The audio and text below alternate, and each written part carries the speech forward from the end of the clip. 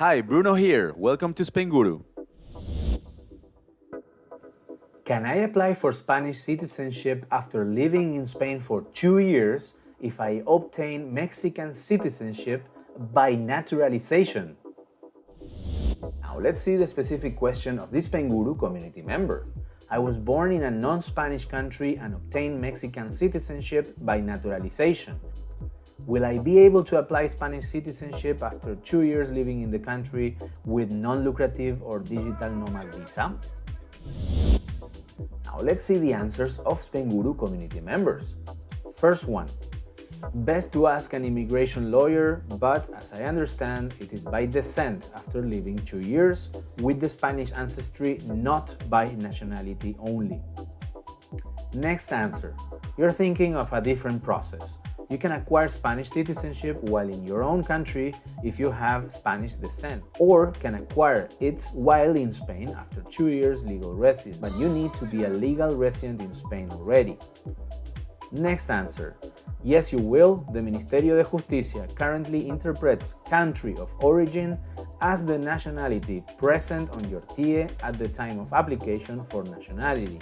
Make sure not to be absent from Spain more than 2 or 3 months during that period. Source: 2 attorneys in Madrid. Next answer. Some people confuse the term naturalization, so let's make sure how you are using the term naturalization. Briefly describe how you acquire Mexican citizenship. Neither if your parents were Mexican, if you are truly a naturalized citizen, not born in Mexico, no Mexican parentage or grandparents, you cannot use it to acquire Spanish citizenship. Next answer. This is how I understood that rule too. I was born in the US, but my parents are Dominican born, so I was able to my citizenship by descent, jus sanguinis, which will qualify for the 2-year path. If you acquire citizenship via marriage or residency, that will not qualify. Next answer. You can do it.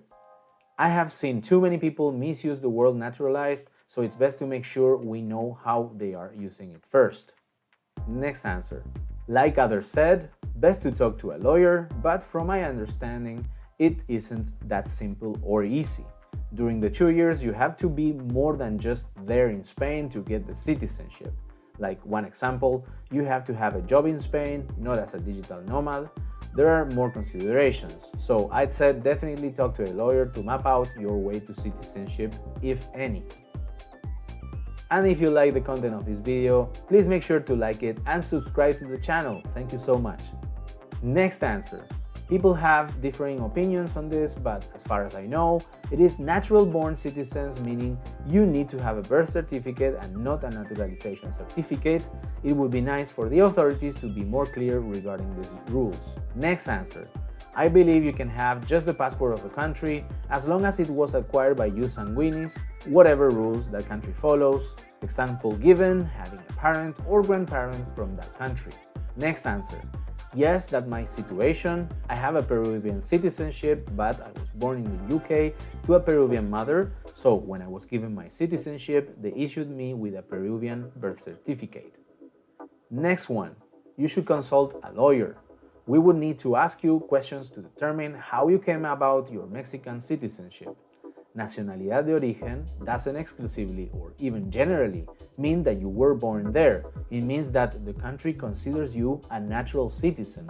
Naturalization, not to be confused with Spanish naturalización, does not give you original or birthright citizenship. Final answer. There you go, folks. We have a lawyer saying you do not have to be born in the country and citing the actual law, which says nacionales de origen, subject to interpretation. Origen could mean birth, ancestry, or merely coming from.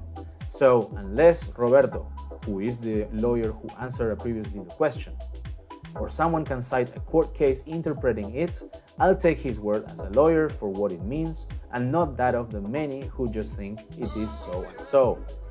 The BOE.es does have Bulletin in the title, but it also has a search for decrees and laws and such. In conclusion, according to Spainguru Facebook group members, there is some uncertainty and disagreement about the term naturalization for obtaining Spanish citizenship. Some suggest that it may be possible that, Even if you acquire your Latin American citizenship later in life, you are considered a Latin American passport holder by birth if you acquire such citizenship through jus sanguinis. This way, you could acquire the Spanish citizenship being a legal resident for 2 years, potentially under a Spanish non-lucrative visa or other visa or residence permits that allow you to stay that period legally in Spain. But consulting with an immigration lawyer is recommended to get accurate information based on your individual circumstances, and of course, you can contact and get online consultations with recommended immigration experts here on Spainguru.es. You can find the link right here. And as a related read, if you want to know what are the restrictions in terms of amount of time you could spend outside of Spain while applying for Spanish citizenship, make sure to read the article "What is the allowed time outside of Spain before applying for Spanish nationality?" You can become part of our Spainguru community today by joining our Facebook groups. Our most important group is the Spain Immigration and Residency Questions group, with over 17,000 members. We also have dedicated groups for Spanish non-lucrative visas with more than 2,300 members, and for the Spanish Digital Nomad Visa with 2,000 members. And if you need expert professional advice, we've got you covered. Just head to Spainguru.es and check out our top menu. You'll find immigration experts, relocation agencies, tax advisors for Spanish and US filings, sworn translators, apostille services, and health insurance providers for all types of Spanish visa applications and renewals. That includes non-lucrative visas, golden visas, student visas, and digital nomad visas, as well as medical certificates for visa applications and travel insurances. Finally, I highly recommend you join our weekly newsletter, which we send out every single Monday morning. You'll get tons of information, questions and answers, featured blog posts, and even news updates. Thanks again for watching, and we'll see you in our next video.